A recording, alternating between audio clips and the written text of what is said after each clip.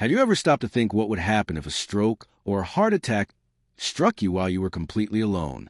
It's a thought that many of us push away, especially as we get older. But for seniors, this scenario is more than just imagination. It's a very real possibility. And when that moment comes, it can feel terrifying. Yet, what most people don't realize is that you are not powerless in that situation, even when no one is around to help. There are immediate actions you can take that can dramatically increase your odds of survival. That's what this message is all about. It's not about fear. It's about preparation.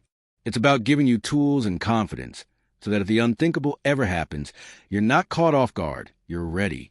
This is meant especially for the generation over 60, the people who are more likely to face heart disease or stroke, and who may sometimes find themselves living or spending long hours alone. The truth is, medical emergencies don't wait until someone else is around. They don't pause until your children visit or until a neighbor knocks on the door. They strike when they strike. And what you know or don't know in those first moments can decide everything. So today, let's walk step by step through 5 critical things every senior should know. These are not complicated medical procedures. They're simple, clear, easy-to-remember actions that can keep you alive and buy you time until professional help arrives. By the end, you'll have a survival plan in your mind, one that you can call on instantly if you ever need it. The first thing to understand is that recognition is everything. When it comes to strokes and heart attacks, the faster you act, the greater your chances of recovery. Doctors often say time is brain when it comes to strokes, and time is muscle when it comes to heart attacks. That's because every minute that passes without treatment means more damage is being done. Your brain cells or heart muscle cells are literally dying. It's a frightening reality, but here's the good news. If you can spot the warning signs quickly and respond without hesitation, you give yourself the best shot at survival and recovery. Let me tell you about James, a 73-year-old retired teacher. One morning, as he sat with his newspaper and coffee, he felt a strange tingling on one side of his face. Then his right arm suddenly felt weak, like it was filled with sand. In another time of life, James might have ignored it.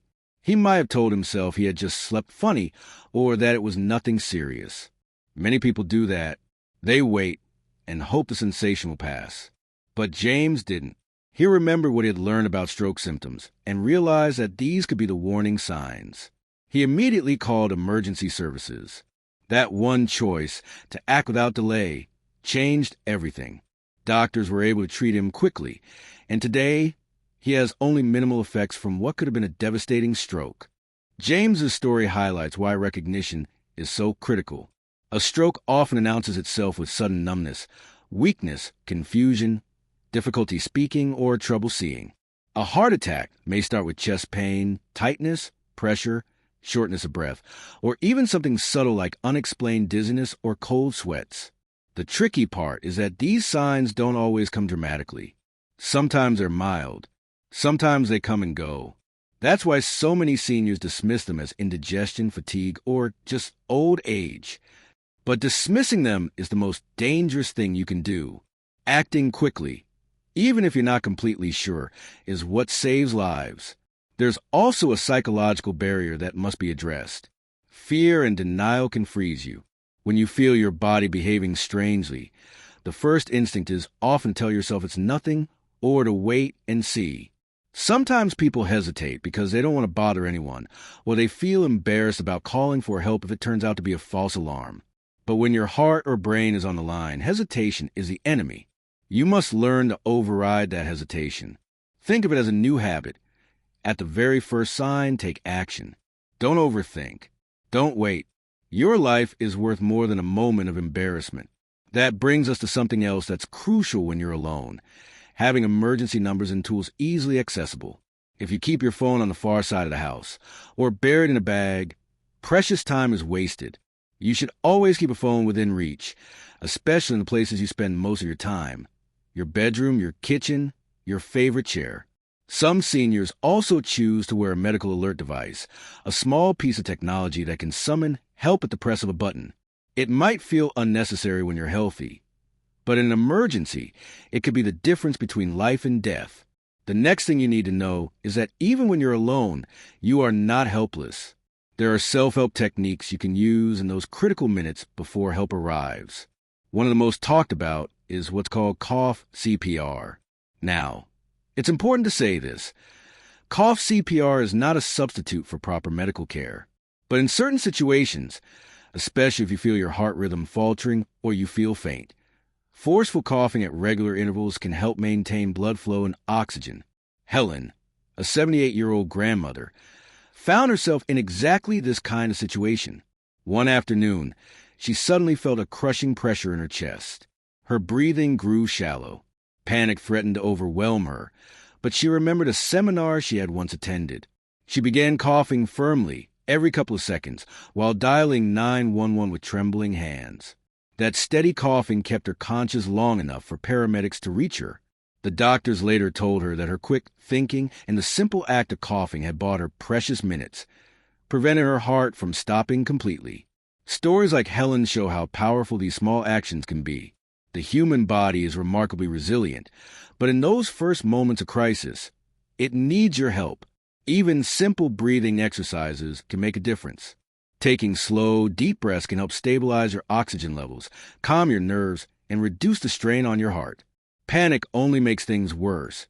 Your heart races, your blood pressure spikes, and your oxygen levels drop. By practicing calm, controlled breathing, you give your body a fighting chance.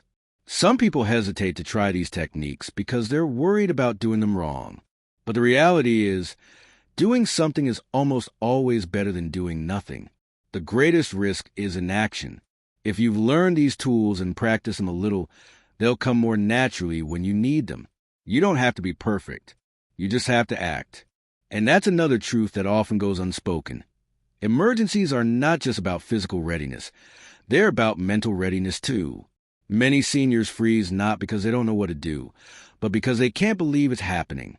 That shock steals valuable minutes. The way to fight this is to train your mindset in advance.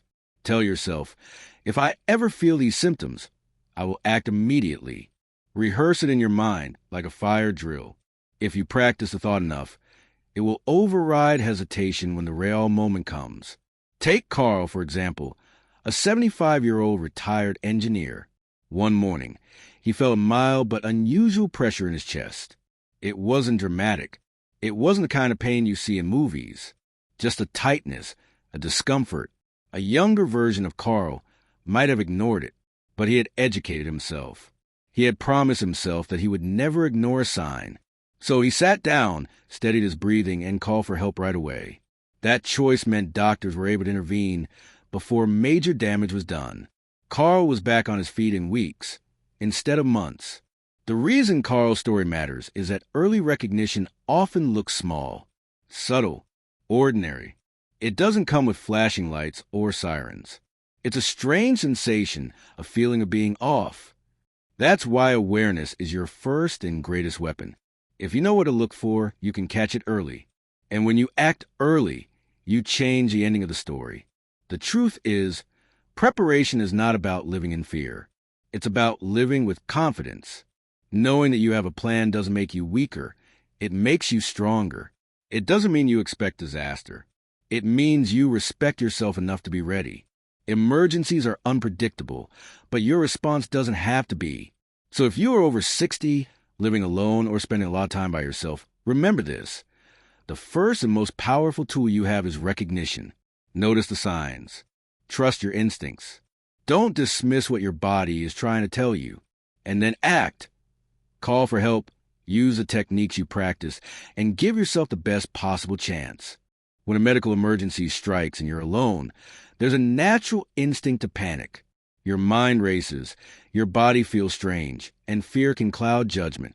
But the truth is, the way you position yourself and control your breathing in those early minutes can dramatically improve your chances of survival. These are not complicated medical procedures. They're small, practical actions that support your body while you wait for help. And for seniors living alone, these techniques can make the difference between life and death. Take Helen, for example. She was 78 when she experienced a mild stroke while sitting in her living room. Suddenly, one side of her body felt weak. Her first instinct was to stand up and move, but her legs wobbled and she nearly fell. Then she remembered advice she had heard at a community health talk. Don't force yourself to stand if your balance is compromised. Instead, sit down, lean slightly forward, and focus on slow, steady breathing. Helen lowered herself carefully into a stable chair, placed her elbows on her knees, and took deliberate breaths, in through her nose, out through her mouth. By doing this, she not only prevented a dangerous fall, but also calmed her panic and kept her body stable until paramedics arrived. This example shows why body positioning is so powerful. Sitting upright or slightly forward helps relieve pressure on the heart and lungs, making breathing easier. Lying flat, on the other hand, can sometimes worsen shortness of breath, especially during a heart attack. The key is to find a position that supports your body and prevents further injury. If dizziness is overwhelming, lying on your side with your head slightly elevated can help protect your airway in case you vomit, and it also reduces the risk of choking. Breathing techniques work hand in hand with positioning. During a crisis, panic often sets in, causing rapid, shallow breaths that reduce oxygen intake and increase strain on the heart. By practicing deep, controlled breathing, you can counter this effect. Try inhaling slowly through your nose, holding the breath for a count 3, then exhaling gently through pursed lips. This not only increases oxygen flow, but also calms your nervous system, helping you think more clearly. It may sound simple, but simplicity is exactly the point. In emergencies, complicated steps are easy to forget, but sitting upright and focusing on steady breathing are actions anyone can do, even in moments of fear. The beauty of these techniques is that they give you a sense of control. You're no longer just waiting helplessly. You're actively supporting your body and buying precious time. Let's consider another story. Robert, a 72-year-old who lived alone, felt an unusual heaviness in his chest one morning. He remembered the advice he had read about staying calm and choosing the right position. Instead of pacing around in panic, he sat down, leaned slightly forward, and kept his phone close. He practiced slow, steady breathing while dialing emergency services. Because he was calm and composed, he was able to clearly describe his symptoms to the dispatcher, which helped paramedics arrive better prepared to treat him. His quick response and clear communication made all the difference in his recovery. Communication is another crucial piece. Many seniors worry that they'll forget what to say in a crisis. That's why it helps to prepare in advance. Write down a short list of the symptoms of stroke and heart attack and keep it near your phone. If you ever need to call for help, you can glance at it to remind yourself of the right words. Saying something as simple as, "I am alone, I am 72, I have chest pressure and shortness of breath," can save valuable time. Dispatchers are trained to guide you, but giving them clear information quickly allows them to send the right help immediately. Psychologically, positioning and breathing are more than just physical actions. They also quiet the fear that comes with being alone. Fear is powerful. It can paralyze you or push you into unsafe decisions, like trying to walk across the room when your legs are weak. By sitting down, breathing steadily, and focusing on what you can control, you send a signal to yourself, "I am not powerless." That mindset shift is vital. It transforms you from a passive victim into an active participant in your survival. Of course, preparation makes these steps even easier. Practicing breathing exercises daily not only benefits your overall health, but also builds muscle memory. When a crisis comes, you won't have to think. You'll already know how to do it. The same goes for positioning. Try practicing safe sitting and standing techniques, so that if weakness or dizziness ever strike, you'll know how to move without falling. These small habits can protect you in the moments when it matters most. Technology can support you here as well. Keeping your phone within reach, or wearing a smartwatch or medical alert pendant, ensures that you can call for help even if you can't move far. Some devices even allow you to alert emergency services with a single button press, without needing to unlock a phone or dial numbers. For seniors living alone, these tools are not luxuries, they're lifelines. What all of this comes down to is empowerment. Emergencies are frightening, yes, but fear doesn't have to control the outcome. With the right knowledge, the right mindset, and a few practice techniques, you can give yourself the best chance to survive until help arrives. Position your body wisely, breathe deeply, and stay calm enough to act clearly. These may sound like small steps, but in the face of a heart attack or stroke, they are powerful tools. So the next time you imagine yourself in that difficult situation, don't just feel fear. Picture yourself sitting upright, taking slow breaths, keeping your phone close, and calling for help with a steady voice. That mental rehearsal alone can prepare you for the day you hope will never come. And if it does, you'll be ready, not helpless, but empowered to take action and protect your life. One of the greatest challenges seniors face when it comes to strokes or heart attacks is recognizing the warning signs quickly enough. In fact, studies show that a large percentage of people who survive these conditions only do so because they acted in the first critical minutes.